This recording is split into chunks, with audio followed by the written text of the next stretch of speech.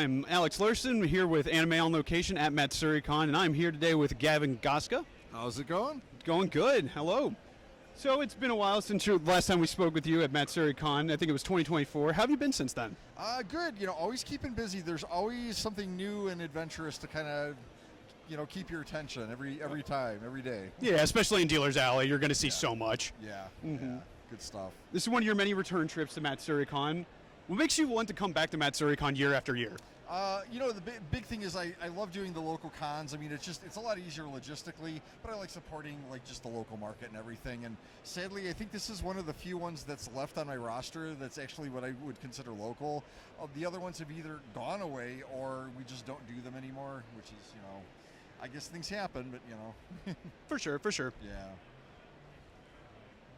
Your band Midnight Syndicate has some big news. You're doing an original score for Universal Horror Unleashed. What has that been like working on that project? Yeah, that was kind of a surprise. We got that back in March, I think it was, and it was very, very hush-hush. We weren't allowed to talk about it for quite a while. Finished that up in the end of May, actually, I think the deadline was. And we basically scored not the haunts themselves. This is a permanent haunt out in Las Vegas. And they have, I think, 4 different areas that are themed to, Universal properties. We did the public areas, so like the bar, the restaurant kind of stuff, souvenir shop, that kind of thing. That's where you'll hear our music. Always great working with Universal. They've been a trip. They've been great friends and always a pleasure to work with. So, we didn't see it coming. It was one of those cool things to be able to do, Mm-hmm. For sure.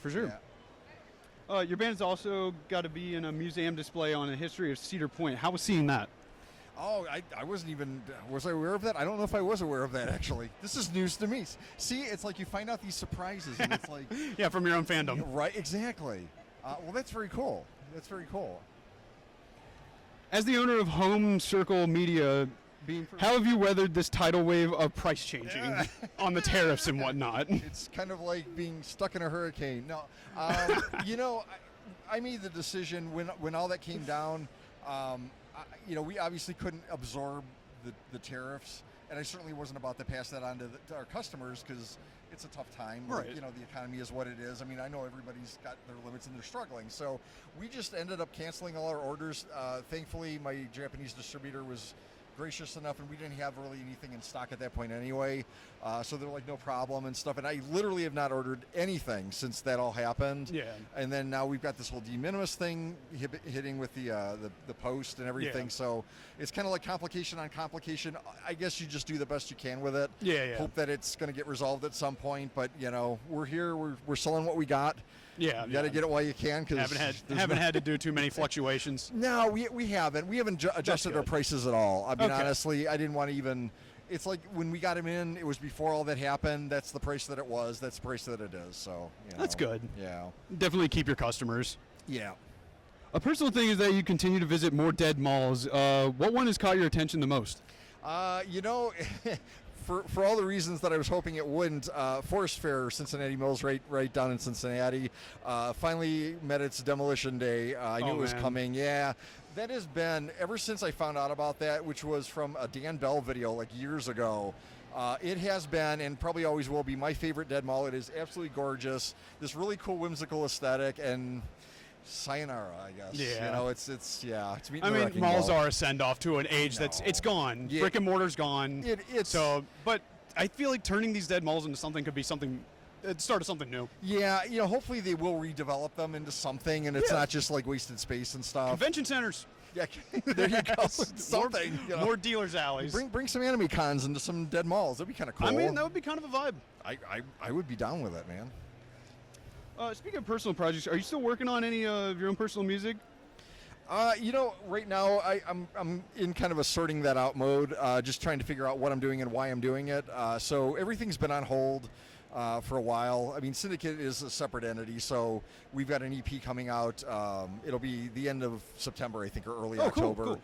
Some kind of rare tracks and things that, like, from a couple of movies that never happened, interesting stuff like that. But for my own personal stuff, it's like I want to kind of have a better roadmap than I have, and kind of do things with a little bit more purpose and stuff. Yeah. So we'll get there.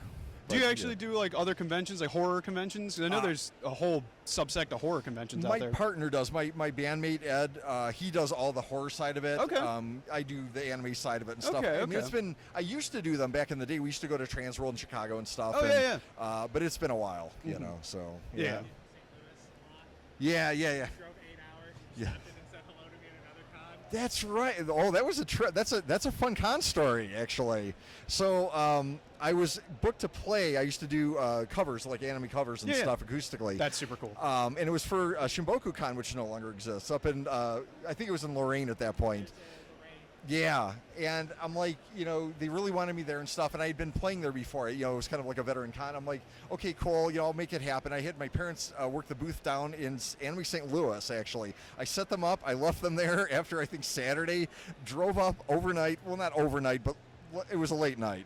Got in on Sunday morning, did my gig and stuff, and, you know, hey, it was cool. It was fun. Heck yeah. One of those, like, fun life experiences. Oh, yeah. Do you have socials that you could plug? Anywhere we could follow you online? Yeah, I have GavinGoszka.com. It's GavinGoszka is probably the best site for just all of my projects and everything like that. And the link to Midnight Cynic is there as well. I'm on Facebook. I don't do much with too many other. I'm like Instagram, but like not too much with the other social media sites.